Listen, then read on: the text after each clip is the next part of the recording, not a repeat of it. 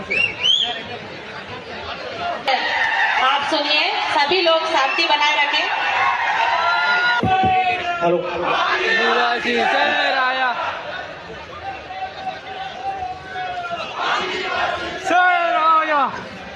आदिवासी एकता परिषद द्वारा आयोजित 32वां आदिवासी एकता सांस्कृतिक महासम्मेलन में यहाँ उपस्थित सभी वडीलगण, युवा साथी, माताएं, बहनें, सभी को मेरा उलगुलान, जय जोहार, आपकी जय, स्वकथा पितृ की जय, प्रकृति की जय और जय भील प्रदेश।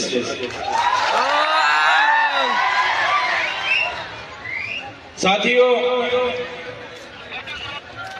माना जाता है कि करीबन 60 लाख साल पहले मानव सभ्यता का अस्तित्व इस पृथ्वी पर हुआ। 50,000 साल पहले मानव का शारीरिक और मानसिक तौर पे विकास हुआ। करीबन 10,000 वर्ष पहले इस पृथ्वी पर कृषि का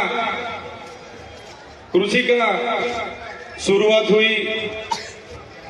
जब से कृषि की शुरुआत हुई, तब से नई नई राजनीतिक गतिविधियां की भी शुरुआत हुई। आदिवासी समाज की जीवन खूब सरल और संवेदनशील था। साथ ही प्रकृति पूजक और प्रकृति मूल्यों पे चलने वाला था। सहकारिता पर टिका हुआ था। खुद आदिवासी समाज स्वायत्त था, स्वतंत्रता और स्वावलंबन था। जैसे जैसे समय बढ़ता गया, जैसे बाहर के लोगों ने यहाँ आना शुरू कर दिया, जैसे बाहर से आर्य आए, शक आए, होण आए, और यहाँ जो आदिवासी बसा हुआ था, मूल मालिक था, यहाँ की संपत्ति पर कब्जा जमाने के हेतु उन्होंने यहाँ जो सरदार थे, हमारे छोटे मोटे कस्बे कबीला के सरदार थे, राजा थे, रजवाड़े थे, उन आदिवासी राजाओं के साथ संघर्ष हुआ। संघर्ष में कई सारे हमारे कस्बा कबीले के सरदार, कई सारे राजा उस संघर्ष के दौरान हार गए। कहीं ना कहीं बाहर के लोगों ने यहाँ पे आधिपत्य जमाया।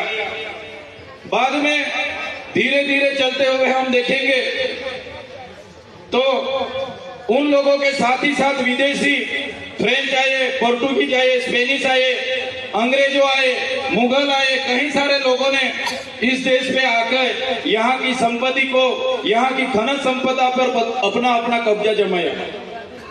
ऐसे ही चलता रहा। जो आदिवासी अपने प्रकृति पूजा, स्वावलंबन, स्वतंत्र, स्वायत्त, खुद की कमी, खूब कम चीजों पर अपना जीवन जी रहा था, उस आदिवासी को कहीं ना कहीं इस संघर्ष में उतरना पड़ा और कहीं ना कहीं अपनी प्रकृति से, अपनी संस्कृति से, अपनी समाज से उसको बिछड़ना पड़ा।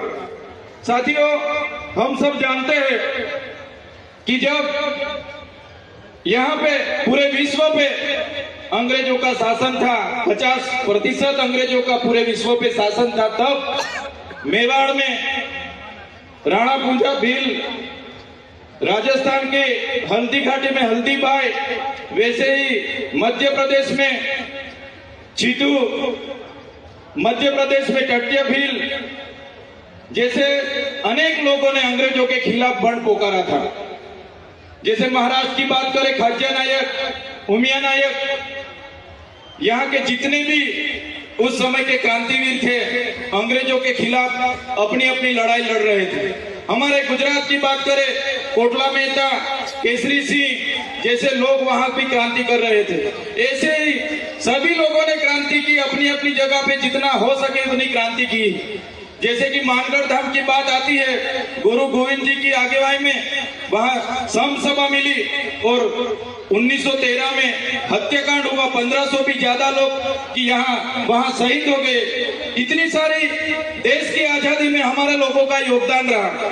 देश आजाद हुआ 1947 में। देश आजाद होने के बाद तब तो माना जाता था कि देश आजाद हो गया, लेकिन जो लोकतांत्रिक सरकारें इस देश पे शासन पे आई तो अंग्रेजों की जो भी कानून व्यवस्था थी वही कानून नीतियां चलती रही। तो साथियों, देश तो पूरा आजाद हो गया, लेकिन फिर भी आदिवासी समाज आज भी अब खुद गुलाम की महसूस कर रहा है।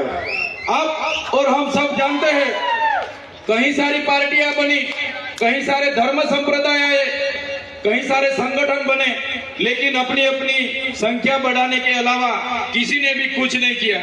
सबसे बदतर परिस्थिति इस देश में कोई किसी की होगी तो हमारे आदिवासी समाज, जो मूल निवासी समाज बोला जाता है, मूल मालिक समाज बोला जाता है, इस समाज की इस देश में हुई है।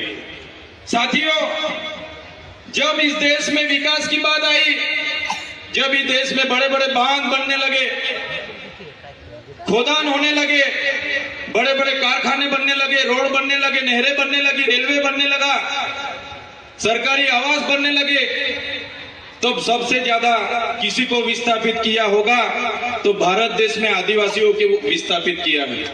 आज भारत देश का 1,40,00,000 लोग आज विस्थापित हुए हैं। खुद प्रकृति के साथ जीते थे, अपनी संस्कृति थी, अपनी समाज के साथ रहते थे, फिर भी आज 1,40,00,000 लोग अपने समाज से छिन्न भिन्न हो गए।